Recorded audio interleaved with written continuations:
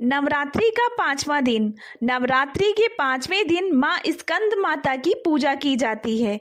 स्कंद माता नाम दो शब्दों से मिलकर बनता है, स्कंद और माता। स्कंद भगवान कार्तिकेय का दूसरा नाम है।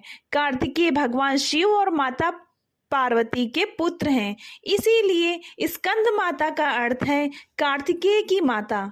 माता की 4 भुजाएं हैं। वह एक हाथ में कार्तिकेय को पकड़े हुए हैं, दूसरे और तीसरे हाथ में कमल रखती हैं और चौथे हाथ में भक्तों को आशीर्वाद देती हैं। उनका वाहन शेर है और वह कमल पर विराजमान है।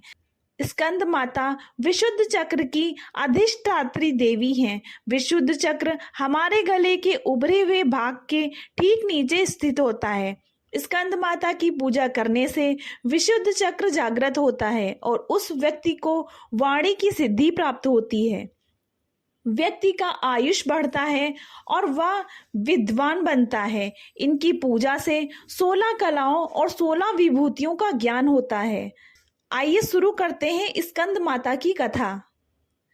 सती जब अग्नि में जलकर भस्म हो गई, उसके बाद शंकर भगवान सांसारिक मामलों से पूरी तरह दूर हो गए और कठिन तपस्या में लग गए। उसी समय देवतागण तारकासुर के अत्याचार भोग रहे थे। तारकासुर को ऐसा वरदान था कि केवल भगवान शिव की संतान ही उसका वध कर सकती है। बिना सती के संतान नहीं हो सकती थी, इसीलिए सभी देवता भगवान विष्णु के पास गए।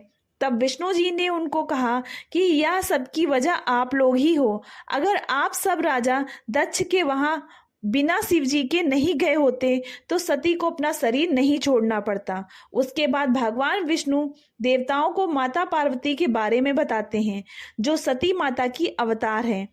तब नारद मुनि माता पार्वती के पास जाकर उन्हें तपस्या करके भगवान शिव को प्राप्त करने के लिए कहते हैं। माँ पार्वती की हजारों वर्षों की तपस्या के बाद भगवान शिव उनसे विवाह करते हैं। उन दोनों की ऊर्जा से एक बीज पैदा होता है। उस बीज से 6 मुख वाला कार्तिकेय जन्म लेता है और फिर कार्तिकेय और तारकासुर का एक भयंकर युद्ध होता है और उस युद्ध में कार्तिकेय तारकासुर का वध कर देता है। तभी से स्कंद माता एक सर्वश्रेष्ठ पुत्र कार्तिकेय की माता के नाम से जानी जाती हैं।